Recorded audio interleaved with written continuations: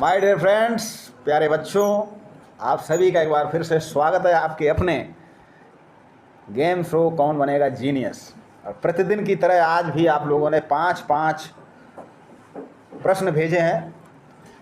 खेल के नियम पता है कि 2-2 लाइफलाइन है, एक लाइफलाइन ऑप्शन की, एक लाइफलाइन बाहर जाकर पूछने की। यदि आप कोई लाइफलाइन नहीं लेते हैं तो आपको मिलेगा एक बोनस का अंक, यानी कि एक लाइफलाइन ना लेने के लिए आधा अंक, 2 लाइफलाइन ना लेने के लिए एक बोनस का अंक। तो चलिए, पहला बोनस का प्रश्न, किस शहर को पिंक सिटी के नाम से जाना जाता है? मुस्कान का जवाब पहले आया है। मुस्कान का जवाब पहले आया है। मेरे कानों ने बहुत गौर से सुना है। एक अंक दिया जाए टीम को। चलिए, तो आपके लिए टीम ए के लिए पहला प्रश्न, एक अंक बोनस अंक के साथ टीम ए ने बढ़त बनाई है। लॉर्ड वेडन पावेल, और ये प्रश्न भेजा है नमन ने। नमन किस टीम में है? आप ठीक से बैठे हैं। तो लॉर्ड वेडन पावेल का जन्म कब हुआ था? और ये स्काउट के जन्मदाता कहे जाते हैं लॉर्ड वेडन पावेल। बताइए। आपका जवाब है 1856। लॉक कर दिया जाए। 1856 आपका जवाब बिल्कुल गलत है। सही जवाब है, जब 1857 की क्रांति हुई थी तभी लॉर्ड वेडन पावेल का जन्म हुआ था। स्काउट के जन्मदाता 22 फरवरी सन 1857 में लॉर्ड वेडन पावेल का जन्म हुआ। 0 अंक दिया जाए टीम ए को। और टीम बी के लिए दूसरा प्रश्न,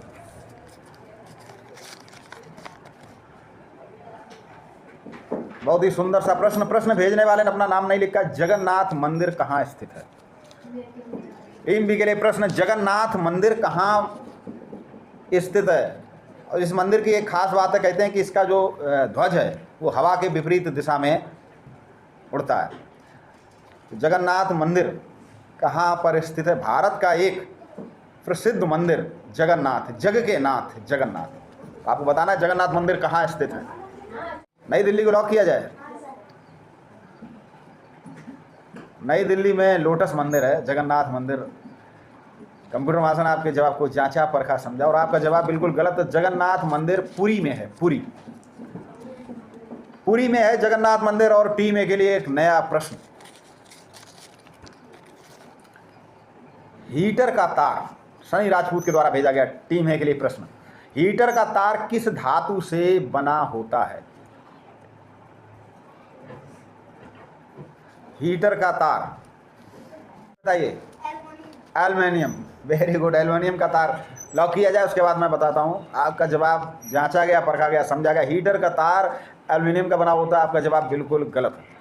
हीटर का तार नाइक्रोम धातु का बना होता है। आप समझ लीजिए, इसकी रेजिस्टेंसी बहुत ज़्यादा होती है। रेजिस्टेंसी का अर्थ होता है कि जिस धातु की रेजिस्टेंसी ज़्यादा होगी वो ज़्यादा हीट, यानी कि रेजिस्टेंसी का मतलब होता है कि वो ज़्यादा अवरोध, जो लाइट आती है, करंट जो आता है उसका ज़्यादा प्रतिरोध करता है। इसको हिंदी में बोलते हैं प्रतिरोध। और जो ज़्यादा प्रतिरोध करेगा वहीं ज़्यादा गर्मी। हीटर का काम क्या है? गर्मी के लिए। और जो धातु, एल्युमिनियम का रेजिस्टेंस उतना अधिक नहीं होता। एल्युमिनियम का तार गल जाएगा, वो उससे उतना लड़ नहीं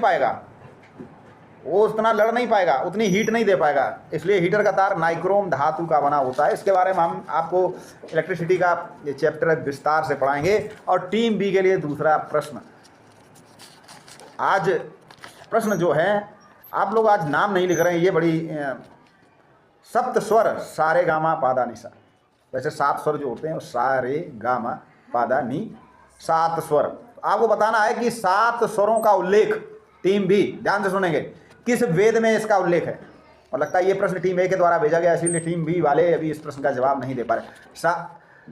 सारे गामा पादा नी किस वेद में? पहले तो आपको मालूम होना चाहिए वेद कितने हैं, वेद के प्रकार कौन कौन से वेद हैं।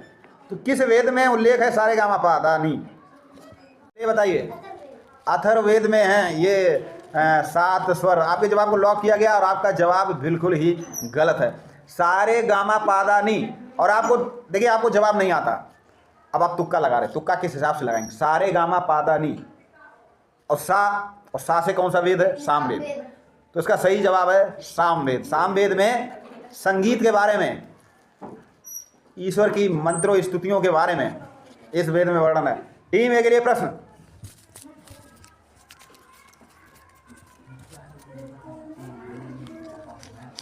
ये प्रश्न किससे पूछा गया था? टीम बी से। अब टीम ए के लिए प्रश्न, बिहार के गांधी किस व्यक्ति का उपनाम है? किसको बिहार का गांधी कहा जाता है? बताइए। डॉक्टर राजेंद्र प्रसाद, बिल्कुल सही जवाब। बिहार का गांधी डॉक्टर राजेंद्र प्रसाद। शायद उनका चंपारण में जन्म हुआ था। पहले भारत के राष्ट्रपति, अंग्रेजी के बहुत बड़े ज्ञाता, और हिंद महासागर में एक छोटा सा देश, नहीं, उनके द्वारा लिखा हुआ एक दूसरा पाठ था, वो तो रामधारी सिंह दिनकर का। चलिए, टीम बी के लिए प्रश्न। पहले ही बार टीम ए का उदय हुआ था कि खुद के द्वारा भेजा गया प्रश्न आया था। चंदावर का युद्ध, बहुत अच्छा प्रश्न है। चंदावर का युद्ध किसके बीच लड़ा गया था? वंदना के द्वारा भेजा गया। चंदावर, पृथ्वीराज चौहान और चंदावर का युद्ध पृथ्वीराज चौहान और किसके बीच हुआ था? दूसरी ओर कौन था? चलिए बताइए। पृथ्वीराज चौहान और मोहम्मद गोरी। प्यारे बच्चों, आपका जो आप बहुत हद तक जवाब के नज़दीक पहुंच गए थे, लेकिन जवाब आपका ये सही नहीं, अफसोस के साथ कहना पड़ रहा है। चंदावर का जो युद्ध हुआ था वो मोहम्मद गोरी और कन्नौज के राजा जयचंद के बीच में लड़ा गया। देखिए, आप इस तरह समझिए, चंदावर और जयचंद, याद रखिए, चंद चंदा।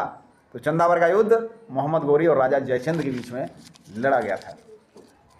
बहुत ही, इसके लिए आपको आधा अंक दिया जाएगा। टीम बी को आधा अंक दिया जाए, टीम बी को। अब टीम ए के लिए प्रश्न, और ये प्रश्न भेजा गया है दिव्या की ओर से। Which is the smallest country in the world? सबसे छोटा सा देश कौन सा देश है विश्व में? बहुचर्चित प्रश्न, विश्व का सबसे छोटा सा देश कौन सा देश है? आपको ऑप्शन वाली लाइफलाइन चाहिए। विश्व का सबसे छोटा देश, चलिए मैं बताता हूं। सबसे पहला नाइजीरिया, दूसरा पाकिस्तान, तीसरा अजरबैजान, और चौथा Vatican city. Nigeria, Pakistan, Azerbaijan और वेटिकन सिटी। सबसे छोटा देश कौन सा इनमें? चलिए बताइए। पाकिस्तान विश्व का सबसे छोटा देश। कंप्यूटर भाषा इस जवाब को लॉक भी नहीं करेंगे, इसको तो लॉक भी नहीं करेंगे। लॉक भी उसको किया जाता है जो लॉक करने लायक हो। आपका जवाब बिल्कुल गलत है। सबसे छोटा देश है पोप वेटिकन सिटी।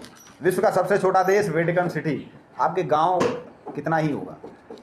चलिए, टीम बी के लिए प्रश्न। आज खेल बहुत ही मांडवी और श्रुत कीर्ति यादव के द्वारा भेजा गया प्रश्न, और वो टीम बी के लिए। मांडवी और श्रुति कीर्ति के पिता का क्या नाम था? हाँ बताइए। कुशल ध्वज। कुशल ध्वज कौन थे, इनके बारे में जान लें। राजा जनक के छोटे भाई थे कुशल ध्वज। तो राम और लक्ष्मण की शादी विवाह जो हुआ था वो सीता और उनकी बहन सुमित्रा के साथ हुआ था। उसके बाद मांडवी और श्रुति कीर्ति उनके छोटे भाई की दो बेटियां थीं। तो उन्होंने कहा कि आपके दो पुत्र और हैं, तो उनका भी विवाह लगे हाथ हो जाए, तो उनकी दो पुत्रियों का विवाह भरत और शत्रुघ्न के साथ कर दिया जाए। तो कुशल ध्वज राजा जनक के छोटे भाई थे, और मांडवी और श्रुति कीर्ति उनकी बेटियां थीं। बहुत बढ़िया प्रश्न। रामायण से, रामायण की कथा जितनी भी बात सुनी जाए उतना ही कम है। और टीम ए के लिए प्रश्न मुस्कान के द्वारा भेजा गया।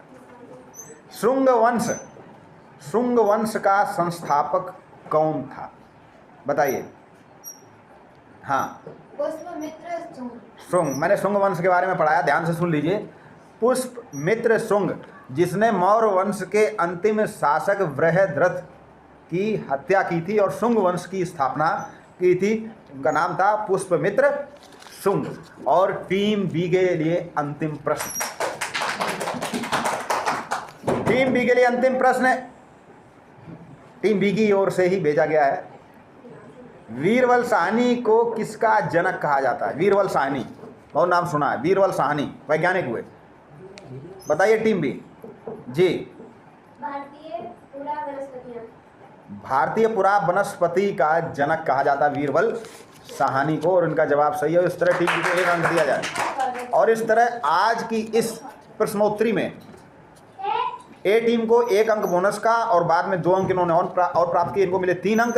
और टीम बी को 2.5 अंक, 1-1-2 और आधा अंक 2.5 अंक प्राप्त हुए। इस तरह टीम ए आधा अंक से विजयी घोषित हुआ। लेकिन टीम ए ने एक लाइफ लाइन ली तो इन्हें आधा अंक मिलता है, तो इनका हो गया 3.5, और इन्होंने एक भी लाइफ लाइन नहीं ली तो इनका पूरा 1 अंक। तो इस तरीके से इनका जो है, इनका भी 3.5 अंक। तो आज जो है ए और बी बराबर अंकों पर इन्होंने ये प्रतियोगिता जीती।